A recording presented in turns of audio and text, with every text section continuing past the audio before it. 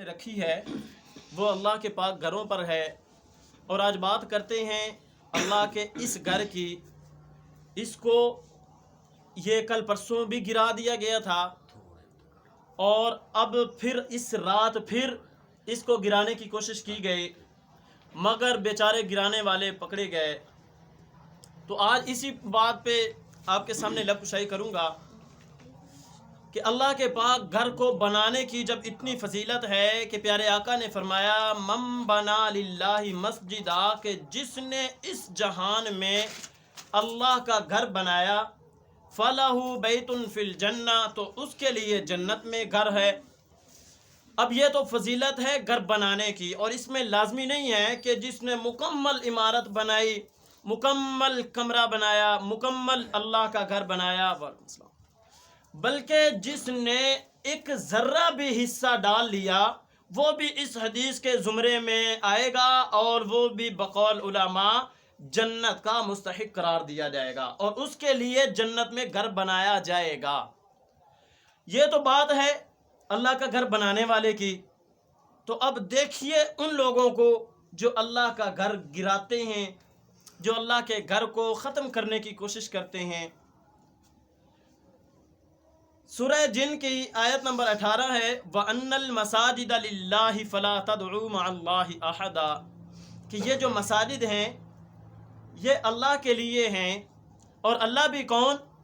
لِمَنِ الْمُلْكُ الْيَوْمِ، کہ جو سالہ سال تک پتہ نہیں کتنے، اس دنیا کے حساب سے تو کئی سال بنتے ہیں، اللہ پاک آواز لگاتے رہیں گے بتاؤ آج کس کی حکومت ہے، بتاؤ کس کی حکومت ہے، تو وہاں پہ پھر کوئی بھی نہیں بول سکے گا، کیونکہ سب ختم ہوں گے، اور اگر کوئی بچا ہوا ہوگا تو وَيَبْقَى وَجْهُ رَبِّكَ ذُو الْجَلَالِ وَالْإِكْرَامِ، بس وہ ایک ذات ہوگی۔ کئی زمانے کے بعد جا کے پھر خود اللہ پاک کہیں گے للہ الواحد القہار، کہ ایک اللہ کی بادشاہی ہے۔ تو ایسے ایسے لوگ بھی جو یہاں پہ خدائی کا دعویٰ کرتے ہوں گے وہ بھی آخرت میں کیا ہوں گے؟ نیست و نابود ہوں گے۔ ان کے اندر بھی اتنی صلاحیت نہیں ہوگی، اتنی کیٹاگری نہیں ہوگی ان کے اندر کہ وہ بول کے کہہ سکیں کہ ٹوٹے پھوٹے بادشاہ دنیا میں ہم بھی ہوا کرتے تھے، اتنا بھی نہیں کہہ سکیں گے۔ تو پھر وہ بادشاہ کہ جو اللہ کا گھر بنانے میں اگر ایک بندے نے ایک بلاک لگا لیا ہے، ایک اینٹ لگا لی ہے، تو اس کے لیے جنت میں گھر بنا رہا ہے، تو جس بندے نے پورا گھر اللہ کا گرانے کی کوشش کی ہے اس کو پھر اس کے متبادل، اس کے مقابلے میں، اس کے بدلے میں کیا ملے گا؟ نجاشی شاہ ابرا کو جب پتہ چلا نا کہ بیت اللہ کی لوگ عبادت کرتے ہیں، تو اس نے اپنے لوگوں سے مشورہ کر کے بیت اللہ کے مقابلے میں اپنے ہاں ایک گھر بنایا، گرجا بنایا، چرچ بنایا، جو بھی چیز ہوتی ہے اس نے بنایا، اور اس نے بنا کے وہاں پہ بڑی بڑی سہولتیں میسر کر دیں۔ اب بھی اگر بیت اللہ میں جائیں تو وہاں پہ سرہانہ تکیہ اپنا لے جانا پڑے گا، بستر رومال اپنا لے جانا پڑے گا، وہاں پہ تو صرف نماز کی سہولت ہوگی، رہائش کی سہولت نہیں ہوگی۔ لیکن نجاشی شاہ ابرا نے جو بیت اللہ کے مقابلے میں گھر بنایا تھا اس میں ہر قسم کی سہولت، رہنا سہنا تو الگ بات، سونے کی بھی سہولتیں وہاں پہ تھیں، ہر قسم کی سہولتیں۔ اور یہاں پہ اگر کچھ سہولتیں ہیں تو اس کا بھی معاوضہ لیتے ہیں نا، لیکن اس وقت وہاں نجاشی شاہ ابرا کے دور حکومت میں اس گھر میں اگر کوئی آتا تھا اس کی دیدار کے لیے، اس کی زیارت کے لیے، تو اس کے اوپر کوئی ٹیکس نہیں ہوتا تھا، کوئی محنت مشقت نہیں ہوتی تھی، کچھ بھی نہیں ہوتا تھا، بلکہ اس کی مہمان نوازی کی جاتی، اچھی طرح سے میزبانی کی جاتی تھی۔ اب جب اس نے یہ گھر بنا لیا تو لوگ بیچارے کچھ کم ایمان والے بھی تھے، کم علم والے بھی تھے، تو جو کم علم والے تھے وہ اس وجہ سے، لوگوں کو محبت ضرور ہوتی ہے، اللہ کے گھر سے محبت ضرور ہوتی ہے، وہ جس کیٹاگری کا بھی ہو، چرچ ہو تب بھی محبت ہوگی۔ اور اسی حساب سے جو کوئٹہ میں کچھ لوگوں کو چند دن پہلے قتل کیا گیا ہے، وہ جس بھی مسلک مذہب کے تھے، میں ان کی آپ سب کے سامنے یہاں سر عام مذمت کرتا ہوں۔ کیوں؟ بھلے وہ شیعہ تھے لیکن مسلمانوں کے ساتھ ساتھ یہاں انسانیت، پاکستان کے تو باشندے تھے، مسلمان کافر کی بات نہیں کر رہا، پاکستان کے باشندے تو تھے، پاکستانی حساب سے انسانی ہمدردی کو دیکھتے ہوئے میں بھی کہتا ہوں کہ وہ اچھا نہیں ہوا۔ لیکن افسوس کی بات ہے کہ پشاور میں اس سے چند دن پہلے دھماکہ ہوتا ہے، درجنوں طلباء شہید ہوتے ہیں، کوئی بھی نہیں پوچھتا کہ کیا ہوا ہے۔ اور سلام ہے جناب قمر باجوہ صاحب کو کہ جنہوں نے وہاں پہ مذمت کی تھی۔ خیر بہرحال تو حالات کچھ اس طرح کے کہ آج کل جتنے دھرنے ہو رہے ہیں، یہ جو افراتفری ہو رہی ہے، جو یہ لوڈ شیڈنگ ہو رہی ہے، یہ جو مسئلے مسائل ہیں، یہ بھی انہی میں سے ایک حصہ بن چکے ہیں۔ مگر میں اس حق میں نہیں ہوں کہ کوئی مسلمان آئے، کوئی سنی آئے شیعہ کو مارے، کوئی شیعہ آئے سنی کو مارے، اس بارے میں کچھ بھی نہیں کہتا۔ صرف اتنا کہوں گا کہ انسانی ہمدردی کرتے ہوئے، حسن اخلاق کے ساتھ چلتے ہوئے، ایک پیمانے کے اوپر چلتے ہوئے ہمیں زندگی بسر کرنی چاہیے۔ خیر بات کرتے ہیں نجاشی شاہ ابرا کی۔ تو نجاشی شاہ ابرا کو اس کے پاس لوگ آنے لگے، بیت اللہ میں لوگ کم ہو گئے، جو کم علم لوگ تھے وہ ادھر جانے لگے، اور جن کا عقیدہ تھا، مذہب تھا، جو پکے ٹھکے مسلمان تھے اور علم والے تھے، ان کا رجحان اب بھی ادھر تھا۔ جب مکہ والوں کو پتہ چلا کہ یہاں پہ لوگ کم آ رہے ہیں تو انہوں نے سوچا کہ اس کی گہرائی تک جایا جائے کہ لوگ یہاں پہ کم کیوں آ رہے ہیں۔ جب اس کی تفتیش کی، تحقیقات کی، تو پتہ چلا کہ فلاں ملک کے فلاں نجاشی نے، فلاں ابراہ نے اس کے مقابلے میں ایک اور گھر تعمیر کرایا ہے، اور وہاں پہ یہ سہولیات میسر کی گئی ہیں۔ تو لہٰذا وہاں کے پھر کچھ لوگوں میں سے دو چند بندے تیار ہوئے، انہوں نے کہا کہ ہم بھی تو جائیں، ذرا پتہ تو کریں نجاشی شاہ ابراہ نے کیسا گھر بنایا ہے، کیسا سسٹم بنایا ہے، کیا کیا سہولیات ہیں، ہم ذرا وزٹ تو کریں۔ وہاں پہ جا کے کیا دیکھتے ہیں کہ جناب بستر لگے ہوئے ہیں، بچھے ہوئے ہیں، اور ساتھ میں گدے، اور پتہ نہیں کیا سے کیا مہمان نوازی کے لیے۔ آج کل تو شاید یہاں پہ وہ خاص مہمان کے لیے بھی میزبانی میں وہ چیزیں میسر نہ ہو سکتی ہوں جو اس زمانے میں نجاشی شاہ ابرا نے وہاں پہ اس کے گھر کی زیارت کرنے والوں کے لیے وہ سہولیات پیدا کی ہوئی تھیں۔ تو جب یہ لوگ وہاں پہ گئے، انہوں نے دیکھا کہ یہ اتنا سسٹم ہے، تو ان میں سے کسی ایک نے وہاں پہ پیشاب کر دیا۔ جو ادھر سے مسلمان دو چند گئے تھے، کسی مسلمان نے وہاں پہ پیشاب کر دیا۔ اب پیشاب اس انداز سے کیا کہ کسی کو پتہ نہیں چلا کہ کس نے کیا ہے، تو یہ گئے واپس آ گئے۔ اب جب اسے پتہ چلا کہ ہمارے عبادت خانے میں تو نجاست پڑی ہے، یہ تو کسی نے پیشاب کر دیا ہے، کیا ہو سکتا ہے؟ تحقیقات کی تو پتہ چلا جی یہ کوئی مسلمان ہی کر سکتا ہے اور کوئی نہیں کر سکتا۔ تو اس نے کیا کیا، اپنا ایک بہت بڑا لشکر تیار کیا اور مکہ کے اندر داخل ہوا۔ مکہ کی حدود میں ابھی داخل ہوا تھا، وہاں پہ جناب محمد الرسول اللہ، سب کہہ دے صلی اللہ علیہ وسلم، کہہ دے صلی اللہ علیہ وسلم۔ تو ان کے چچا جناب عبد المطلب، ان کے 100-200 اونٹ چر رہے تھے وہاں جنگلات میں، مکہ کی سرزمین پر۔ تو وہ نجاشی شاہ ابرا اپنے لشکر کے ساتھ ان اونٹوں کو پکڑ کے لے کے واپس پلٹ گیا۔ اب ادھر پتہ چلا جناب عبد المطلب کو، تو کہا کہ یہ کیا ہو سکتا ہے، کیوں لے کے گیا ہے؟ چلے گئے، کہا جی آپ میرے اونٹوں کو لے کے آئے ہو، اچھا تو کہا مجھے واپس کر دو میرے اونٹ ہیں۔ کہا آپ کے بندے نے ہمارے بنائے ہوئے عبادت خانے میں کسی نے پیشاب کیا ہے، ہم اس طرح نہیں اونٹ دیں گے۔ کہا کہ بھائی عبادت خانے میں پیشاب کیا ہے تو جاؤ، اللہ کا گھر ہے وہاں پہ، تو پھر جب عبادت خانے کی بات آتی تو آپ اللہ کے گھر جاؤ، اللہ حفاظت کرے گا۔ میرے اونٹوں کا کیا قصور ہے؟ میں نے پیشاب کیا ہے، میرے اونٹوں نے نقصان پہنچایا ہے، میں نے وہاں پہ گندگی پھیلائی ہے، جب میں نے کچھ نہیں کیا تو پھر میرے اونٹ تو آپ خدا را مجھے دے دو۔ اس نے اونٹ واپس کیے، جناب عبد المطلب وہ اونٹ لے کے واپس آ گئے، اور پھر ادھر سے لشکر آ گیا۔ وہ قرآن پاک نے ایک عجیب منظر، عجیب نقشہ اس کا پیش کیا، الم تر کیف فعل ربک باصحاب الفیل۔ آپ نے دیکھا نہیں کہ کیا ہوا ہاتھی والوں کے ساتھ، اور کیا ہوا تھا ہاتھی والوں کے ساتھ؟ الم یجعل کیدہم فی تضلیل، وہ جو ایک چال چل رہے تھے، وہ جو ایک تدبیر چل رہے تھے، اللہ پاک نے اس کو نیست و نابود کر دیا، ختم کر دیا۔ وارسل علیہم، اور پھر ان پر بھیجا کیا؟ طیرا، اللہ پاک نے پھر پرندوں کو بھیجا، ابابیلوں کو بھیجا، کیا کرنے؟ اپنے گھر کی حفاظت کے لیے۔ ادھر سے وہ لوگ آ رہے ہیں کعبہ کو گرانے کے لیے، اس سے منہدم کرنے کے لیے، اس کو ختم کرنے کے لیے، اور آج بھی کچھ لوگ آ رہے ہیں اللہ کے اس گھر کو ختم کرنے کے لیے۔ بنانے والے نہ سردی دیکھتے ہیں، نہ اپنا کام دیکھتے ہیں، چندہ دینے والے نہ اپنے گھر کا سالن دیکھتے ہیں، نہ اپنے گھر کی ہنڈیاں دیکھتے ہیں۔ چندہ دینے والے چندہ دے رہے ہیں، بنانے والے بنا رہے ہیں، اور افسوس کہ گرانے والے آ کے گرا رہے ہیں۔ ایک رات آنے والے آئے، یہ کل پرسوں آئے، یہ جو آپ کو عمارت نظر آ رہی ہے نا، یہ گر چکی تھی، یہ پھر کل ہم لوگوں نے یہ کچھ وقت نکال کے یہ دونوں مارکیٹوں والے سب لوگ ماشاءاللہ آئے ہوئے تھے، چند گھڑیوں میں پھر ہم نے یہ نقشہ دوبارہ بنایا ہے۔ تو آپ سوچیں کہ اگر وہاں پہ اللہ کا گھر گرانے والوں کے اوپر اللہ پاک نے ابابیلوں کو بھیج دیا تھا، اور ان ابابیلوں کے ان کی چونچوں میں کیا تھا؟ وَأَرْسَلَ عَلَيْهِمْ طَيْرًا أَبَابِيلَ تَرْمِيهِمْ بِحِجَارَةٍ مِّن سِجِّيلٍ، ان کے منہوں میں، ان کی چونچوں میں ایسی کنکریاں تھیں جو آج کل کی ایٹم کا کام کر رہی تھیں۔ اوپر سے پرندہ چھوڑتا، یہاں سے لگتی جسم سے، انسان کے جسم سے، اس لشکر والے کے ہر ایک بہادر کے جسم سے پار ہو کے اس ہاتھی سے گزر کے نیچے زمین میں جا پڑتی تھی، اور نظر بھی نہیں آتی تھی، اتنی نیچے چلی جاتی تھی۔ ایسی قسم کی اللہ پاک نے پھر اپنی قدرت بھی دکھائی۔ تو اگر آج کا اس مسجد کو گرانے والا اس نقشے کو سامنے رکھ لے تو شاید جس بھی مذہب کا ہو، عیسائی ہو، یہودی ہو، نصرانی ہو، مجوسی ہو، بت پرست ہو، آگ پرست ہو، جو بھی ہو، میرا یہ خیال ہے کہ اگر اس نقشے کو سامنے رکھ لے ابابیل والے کو تو وہ اللہ کے گھر کو گرانے کا سوچے گا بھی نہیں۔ اور یہ تو وہ گھر ہے کہ جہاں پہ سب پیار محبت سے چل رہے ہیں، کبھی کسی سنی، وہابی، دیوبندی، بریلوی، اہل حدیث کے خلاف کبھی کوئی بات بھی نہیں ہوئی، پھر بھی گرانے والے گرا رہے ہیں۔ نہ جانے ان کو یہاں سے کیا مقصد، کیا مفاد مل رہا ہے۔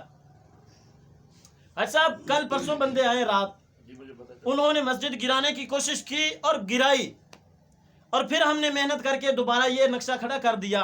اس رات پھر وہ لوگ آئے ہیں۔ کتنے افسوس کی بات ہے کہ اللہ کے گھر کو دینے کی بجائے، اس کو آباد کرنے کی بجائے، اس کے اندر عبادت کرنے کی بجائے اس کو گرانے کی کوشش کی جا رہی ہے۔ اور کیا بات ہے پکڑنے والوں کی، یہ ماشاءاللہ یہ جو اپنے حاجی صاحب کے بیٹے تھے، یہ جاگ رہے تھے اور یہ اس طاق میں تھے، وہ الرٹ تھے، ان کو پتہ تھا کہ یہ دوبارہ آئیں گے۔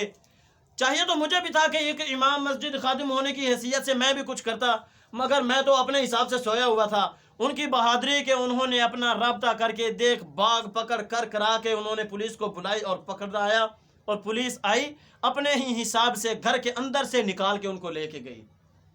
میں یہ نہیں کہتا وہ کون تھے، یہ نہیں کہتا کس نے بھیجے تھے، لیکن ہمارے لیے ایک لمحہ فکریہ ہے کہ اللہ کے اس گھر کے ساتھ دشمنی آخر کیوں، کس وجہ سے؟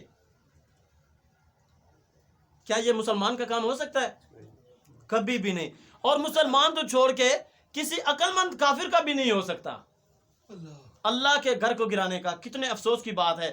اللہ پاک کے نبی نے فرمایا من بنا للہ مسجدہ، کہ جس نے اللہ کا گھر بنایا، اور پھر اس حدیث کے مفہوم میں علماء فرماتے ہیں مکمل گھر نہیں کہ میں اٹھوں، میں یہاں پہ نقشہ بناؤں، پھر یہاں پہ عمارت بناؤں، پھر یہاں پہ سپیکر لگاؤں، پھر یہاں پہ پوری آرائش، پوری سہولیات پیدا کر کے دے دوں، کسی بندے کو رکھ دوں، مولوی صاحب یہ لو اب میرے لیے جنت میں گھر بن گیا۔ نہیں نہیں نہیں، یہ ضروری نہیں ہے۔ جس نے ایک بلاک بھی دے دیا وہ بھی اس حدیث کے زمرے میں آ کے جنت میں ایک محل کا مستحق بن گیا ہے، وہ بھی جنت میں ایک محل کا حقدار بن گیا ہے۔ افسوس کن الفاظ سے میں ایسے لوگوں پر اپنا اظہار کروں، لیکن پھر بھی کم ٹائم بھی اوپر ہو چکا ہے کافی۔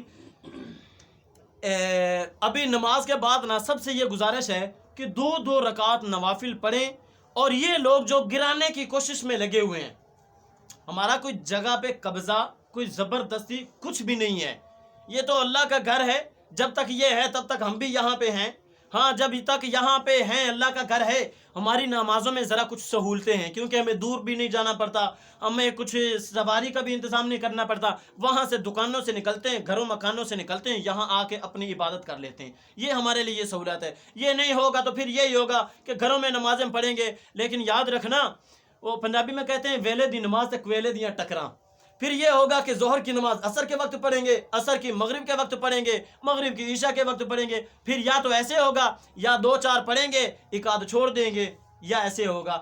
مسجد کی جس بندے کو عادت بن گئی ہے وہ 5 وقت کا نمازی ہو سکتا ہے، جو گھروں میں نمازیں پڑھنا چاہے وہ 5 وقت کا نمازی نہیں ہو سکتا۔ کتنی بار کوشش کی ہے ہم نے، کتنی بار کوشش کی ہے کہ چلو مسجد میں نماز نہیں پڑھ سکتے تو جہاں ہے یہاں پہ بھی پڑھ لیں، پھر بھی وہاں پہ رکاوٹیں آ جاتی ہیں۔ اور جس وقت میں جہاں بھی ہوتا ہوں یہاں پہ پہنچا ہوں نماز کے وقت تو میرے لیے بڑی خوشی ہوتی ہے کہ چلو شکر ہے پہنچ تو آیا ہوں نا۔ یہ اللہ کے گھر سے محبت ہے. اور وہ لوگ جو اس کو گرانے میں تلے ہوئے ہیں نہ جانے ان کو اس سے کیا مفاد مل رہا ہے, اور ان کے پیچھے نہ جانے کس کا ہاتھ ہے, کون ایسوں کو تیار کرنے والا ہے, کون ایسوں کی تربیت کرنے والا ہے, کون اللہ کے گھر کے ساتھ یوں دشمنی کرنے والا ہے. وَمَكَرُوا مَكْرًا كُبَّارًا, اللہ پاک فرماتے ہیں کہ چل لو جو چالیں چلنی ہے, کر لو جو مکر کرنے ہیں, چال لو جو تدبیریں آپ نے کرنی ہیں کر لو. پھر ایک چال بھی ایسی بھی ہے جو میری ہے, اور کبارا بڑی چال آئے گی. پھر جب اللہ کی چال آ گئی, جب اللہ کی لاٹھی آ گئی, جب اللہ کی پکڑ آ گئی, تو پھر تو وہ ہاتھی والے بھی مر گئے. اور وہ مرے کیسے تھے؟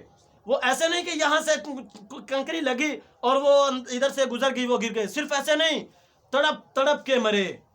اور وہاں پہ ایسا ان کا حال ہو چکا تھا کہ وہ چاہ رہے تھے کہ کسی طرح سے توبہ ہی نصیب ہو جائے. جیسے وہ تڑپ رہے تھے نا, وہ چاہ رہے تھے کہ کسی طرح ہم مر ہی جائیں تو اچھا ہے. اور پھر جو ان کا سردار تھا, نجاشی خود تھا جو بیت اللہ پہ حملہ کرنے والا تھا, اس کا کیا ہوا؟ اس کو اللہ پاک نے یہاں پہ موت نہیں دی. اس کو موت اس حال میں آئی کہ وہ تڑپتا تڑپتا تڑپتا واپس اپنے ملک میں گیا, اور وہاں پہنچتے ہی وہ ختم ہو گیا.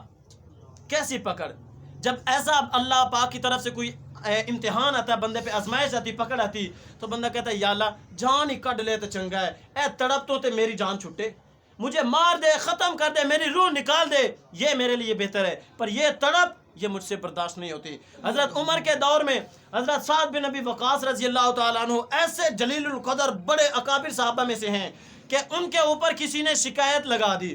حضرت عمر کا دور ہے, کسی نے خط بھیجا کوفہ میں سے, کہا جی یہ جو سعد بن وقاص ہیں یہ نمازیں صحیح نہیں پڑھتے ہیں, یہ انصاف نہیں کرتے ہیں, یہ ایسے کرتے ہیں ایسے کرتے ہیں. کچھ لوگ ایسے بھی ہوتے ہیں جو بلا وجہ چھوٹی چھوٹی سی بات پہ آ کے امام پہ بھی اعتراض کر دیتے ہیں, اپنے بڑے حاجی صاحب پہ, اپنے بڑے جو دکاندار ہوتے ہیں, جو اپنے بڑے نائک ہوتے ہیں, چھوٹی چھوٹی باتوں میں چھوٹے ہو کے اپنے بڑوں پہ بلا وجہ اعتراض کر دیتے ہیں. مولوی صاحب کو دیکھیں گے تھوڑا سا ٹخنا ٹیڑھا ہو گیا سلوار کا, مولوی صاحب یہ کیا ہے, تھوڑی سی انگلی زمین سے اوپر کو اٹھ گئی, مولوی صاحب یہ کیسے نماز پڑھ رہے ہیں. جس بندے کو تھوڑے سے مسائل آ جائے نا وہ پھر ایسے ہی چون چنا کرتا ہے. صرف امام کی بات نہیں کرتا, کسی بھی آپ شعبے میں چلے جائیں, جس بندے کے پاس کچھ معلومات ہیں وہ اعتراضات کی بچھار کر دے گا, وہ اعتراضات کی گٹھلی وہاں پہ کھول دے گا. تو حضرت سعد کے خلاف ایک بندے نے, پورے کوفہ میں سے ایک بندے نے اعتراض کیا کہ جی حضرت عمر صاحب, امیر المومنین صاحب, یہاں پہ آؤ ذرا چیک کرو, اس کو بدلو, یہاں اس کو معزول کرو, یہاں کوئی اور بندہ لاؤ, یہ بندہ صحیح نہیں ہے. حضرت عمر نے چند بندوں کو بھیج دیا, کہا جاؤ جا کے مختلف مساجد میں پتہ کر کے آؤ کہ سعد بن ابی وقاص یہ کیسے وہاں پہ نگرانی کر رہے ہیں, اور وہ وہاں پہ کیسی حکمت بصارت سے کام کر رہے ہیں. کیا آیا وہ عدل و انصاف سے چل رہے ہیں؟ کیا آیا جو لوگ اعتراض کر رہے ہیں جنہوں نے خط بھیجا یہ بجا ہے؟ چلے گئے وہاں پہ ایک مسجد میں نماز کے وقت پہنچے, وہاں پہ لوگوں سے پوچھا بھائی سعد کیسا کام کر رہے ہیں؟ کہا جی ماشاءاللہ زبردست کام کر رہے ہیں, عدل, انصاف, محبت, عقیدت, اخلاق, بہت کچھ ہے, ہر صفت سے بالا تر ہیں یہ. اچھا, دوسری مسجد میں دوسری نماز پڑھی, وہاں سے پوچھا بتاؤ جی سعد کیسے ہیں؟ تیسری میں تیسری نماز پڑھی, بتاؤ جی سعد کیسے ہیں؟ سب نے یہی کہا. ایک مسجد آخر میں واپسی آتے ہوئے ایک مسجد سے ایک بندے نے, اس کا بھی میرے ذہن سے نام نکل گیا, تھوڑی دیر پہلے میں پڑھ رہا تھا, تو اس بندے نے کہا کہ جی وہ تو نماز میں پاؤں اوپر اٹھاتے ہیں, وہ تو انصاف نہیں کرتے ہیں, وہ تو ٹخنا اس طرح کر کے رکھتے ہیں سلوار کا, تو وہ صحیح نہیں ہے. اب اس بات پہ آ کے حضرت عمر نے حضرت سعد کو معزول کر دیا, وہاں پہ کسی اور کو مقرر کر دیا. لیکن سوچنے کی بات ہے, کیا جس بندے کو نماز میرے آقا نے سکھلائی ہو اس کی نماز ہم جیسی نماز ہو سکتی ہے؟ اگرچہ ہم اعتراض جتنے مرضی کر لیں نہیں ہو سکتی. تو لوگ اعتراضات کرتے رہتے ہیں, لوگ ان کو ختم کرنے کی کوشش کرتے ہیں, مگر کچھ حق والے, کچھ محبت والے, کچھ عقیدت والے, کچھ تعاون والے بھی ساتھ ہوتے ہیں. تو دعا ہے کہ اللہ پاک ہمیں اپنے گھروں سے, دین سے, دینداروں سے, علماء سے, صلحاء سے, اولیاء سے سچی محبت نصیب فرمائے, سچی عقیدت نصیب فرمائے, اور ان کے ساتھ مل جل کے کام کرنے کی توفیق عطا فرمائے. اور ہمارا یہ بھی حق بنتا ہے کہ ہم کچھ نہ کچھ تھوڑا بہت ٹائم علماء کو دیتے رہا کریں. اللہ پاک سے دعا ہے کہ اللہ پاک ہمیں علماء حق کی قدر کرنے کی توفیق عطا فرمائے. نماز کے بعد 2 رکعت نوافل سب نے پڑھنے ہیں, اور اس کے بعد دعا یہ کرنی ہے کہ یا اللہ جو لوگ اس مسجد کو گرا رہے ہیں, یا تو ان کو ہدایت دے دے، اور اگر ان کے مقدر میں ہدایت نہیں ہے تو پھر تو ان کو تباہ و برباد کر دے۔ اور پھر اللہ کی لاٹھی ایسی بے آواز ہے جو ابابیلوں سے کام لے سکتا ہے نا، وہ کسی بھی چھوٹے موٹے پرندے سے لے کے ایسوں کا بیڑا غرق کر سکتا ہے۔ میری بھی دعا ہے کہ اللہ پاک ایسوں کو ہدایت دے، اور اگر ہدایت ان کے مقدر میں نہیں تو پھر اللہ پاک ان کو تباہ و برباد فرمائے۔ یہ تھوڑا سا نقشہ ہے، یہ پیچھے گھمانا تھوڑا سا یار، یہ حال ہے، یہ مسجد ہے۔